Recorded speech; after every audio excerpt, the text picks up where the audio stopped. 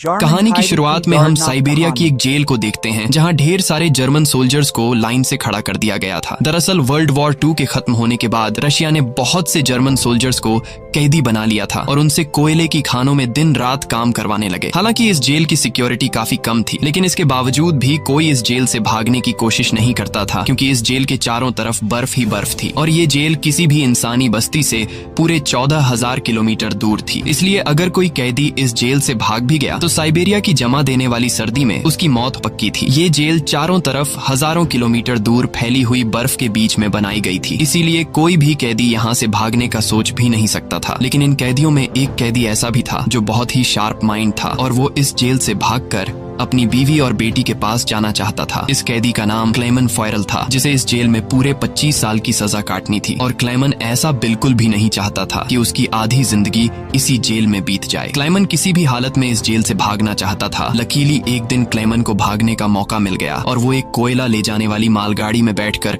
इस जेल से भाग निकला। अब जेल के बाहर जब उसने खुले आसमान में सितारों को देखा तो वो खुशी से झूम उठा, लेकिन ये खुशी कुछ ही देर की मेहमान थी। थोड़ी दूर चलने के बाद उस मालगाड़ी को रोक दिया गया और जब क्लेमन ने बाहर झांक कर देखा तो एक रशियन सोल्जर बंदूक ताने उसके सामने खड़ा था। बदकिस्मती से यहाँ क्लेमन पकड़ा गया और जेल से भागने के जुर्म में उसे एक ओपन एयर सेल में बंद कर दिया गया। सर्दी बहुत ज्यादा थी और रात में होने वाली बारिश ने क्लेमन की हालत खराब कर दी थी। उस सेल में क्लेमन को कुछ घंटों के लिए नहीं बल्कि पूरे 2 दिनों तक रखा गया। अब पूरे 2 दिन बाद अगली सुबह जेल का वार्डन उसके पास आया और उसे सेल से बाहर निकाल कर उससे कुछ भी टॉर्चर नहीं किया गया, बस सिर्फ ये बोला कि तुम्हारे साथी बेसब्री से तुम्हारा इंतजार कर रहे हैं। अब जब क्लेमन अपने साथियों से मिला तो वो सब लाठियां और डंडे लेकर उसका इंतजार कर रहे थे। वो सब क्लेमन पर बहुत गुस्सा थे क्योंकि क्लेमन के भागने की वजह से उन सबको पिछले 2 दिनों से भूखा रखा गया था और क्लेमन को अब वार्डन की बात समझ में आ गई कि उसने क्यों कहा था कि तुम्हारे साथी तुम्हारा इंतजार कर रहे हैं। अब क्लेमन को देखते ही बाकी कैदियों ने उस पर हमला कर दिया और उसे बहुत बुरी तरह से मारा। इस मारपीट में क्लेमन इतना जख्मी हो गया कि उसे जेल के हॉस्पिटल में एडमिट करना पड़ा। इस जेल का डॉक्टर भी एक जर्मन कैदी था। जैसे ही क्लेमन होश में आया